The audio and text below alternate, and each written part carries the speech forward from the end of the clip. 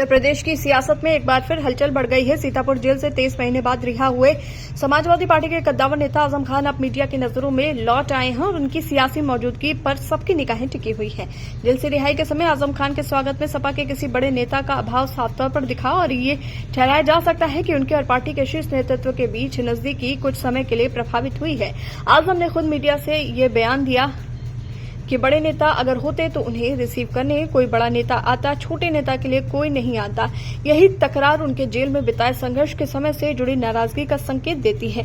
इस सियासी पेंच को समझने के लिए देखना जरूरी है कि 8 अक्टूबर को रामपुर में होने वाली अखिलेश यादव और आजम खान की मुलाकात मायावती के लखनऊ रैली से ठीक एक दिन पहले हो रही है।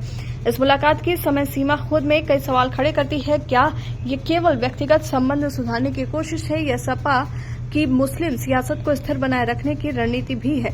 मुलाकात का आयोजन एक महिला विधायक के फोन वार्तालाप के बाद फाइनल हुआ, जो ये दर्शाता है कि सपा प्रमुख अखिलेश यादव चाहते थे कि आजम खान के मूड और रुख को भांपकर किसी कदम को अंजाम दिया जाए। जेल से बाहर आने के बाद आजम खान ने खुद अपने तेवर में नरमी दिखाई, ये संकेत देते हुए कि वो सपा के प्रति प्रतिबद्ध हैं। उन्होंने साफ किया कि बसपा में शामिल होने जैसी कोई संभावना नहीं है और ये उनकी सियासी ताकत और स्वायत्तता का संदेश भी है। यही कारण है कि अखिलेश यादव ने 8 अक्टूबर को रामपुर जाकर उनसे मिलने का कार्यक्रम तय किया, ताकि राजनीतिक संदेश साफ हो और किसी तरह की अटकलों को विराम दिया जा सके।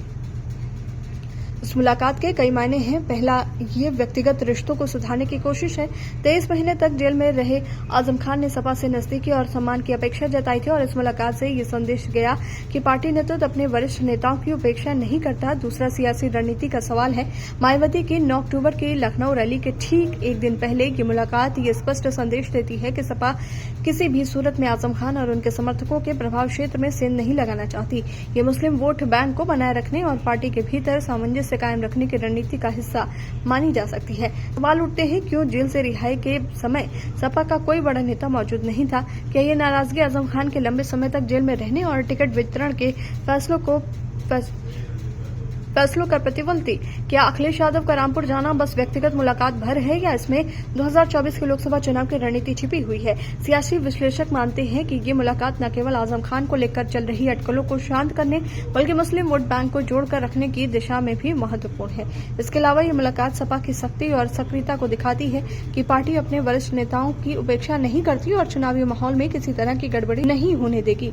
संक्षेप में, आजम अखिलेश की ये मुलाकात सिर्फ एक दौरा या व्यक्तिगत बातचीत नहीं है, ये सियासी संदेश है, एक रणनीति है और उत्तर प्रदेश की आगामी चुनावी जंग में मुस्लिम वोट बैंक और पार्टी के भीतर सामंजस्य बनाए रखने का एक बड़ा कदम भी है। इस मुलाकात की सटीक असर की दिशा 2024 के चुनाव परिणामों और मायावती की रैली के प्रभाव के बाद ही स्पष्ट होगी।